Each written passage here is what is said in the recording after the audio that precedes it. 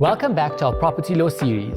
In today's episode, we'll be discussing the conveyancing process and what you can expect once your sale agreement has been concluded. Ordinarily, the seller elects the conveyancer of its choice to attend to the transfer process.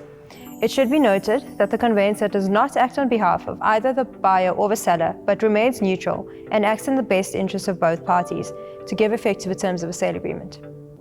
Once the sale agreement lands on your desk, what are the next steps that you follow? So the conveyancer goes through the sale agreement to identify the salient terms of the agreement.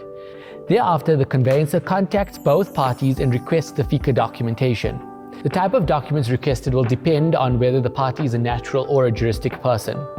Other documents requested from the seller, to name a few, would be a copy of the rates account to enable an application for rates clearance figures to be submitted to the relevant municipality, managing agent or body corporate details to apply for levy clearance figures, and a copy of the client's bond account or bond account number, if there is an existing bond over the property, to apply for bond cancellation figures. If there is no bond registered over the property, then we would request the original title deed from the seller. When contacting the buyer, the conveyancer requests payment of the deposit, if applicable, and confirmation of the bond approval, or alternatively, confirmation on how the purchase price will be secured. The deposit and balance of the purchase price are then invested in an interest-bearing account for the benefit of the purchaser, in terms of Section 86(4) of the Legal Practice Act. If the buyer is obtaining finance, the bond attorney, appointed by the lender, will need to provide guarantees for the balance of the purchase price to be secured.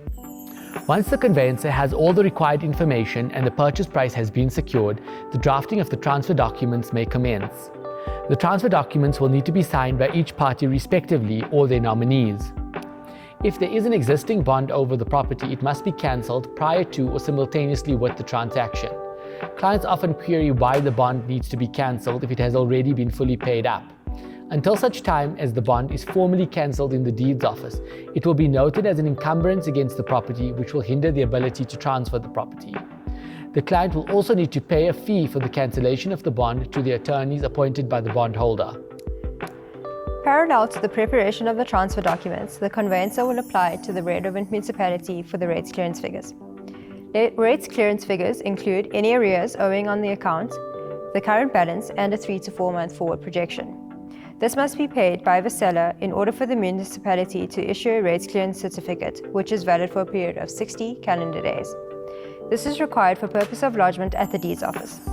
If the property is a sectional scheme property, an application will need to be made for levy clearance certificates on the same premise as the rates clearance figures. And if a property is subject to the homeowners association, one would need to obtain clearance figures from them as well. So the purchase is required to pay transfer duty to the South African Revenue Service, SARS. The transfer duty amount is calculated on a sliding scale, which is published by the Minister of Finance annually and is dependent on the purchase price. Currently, any property sold for 1.1 million or less is exempt from the payment of transfer duty. It should be noted that if the seller is registered for VAT, transfer duty will not be payable and VAT will be levied on the purchase price at the standard rate. There are a number of exemptions to both transfer duty and the VAT rule, which will be discussed later on in the series.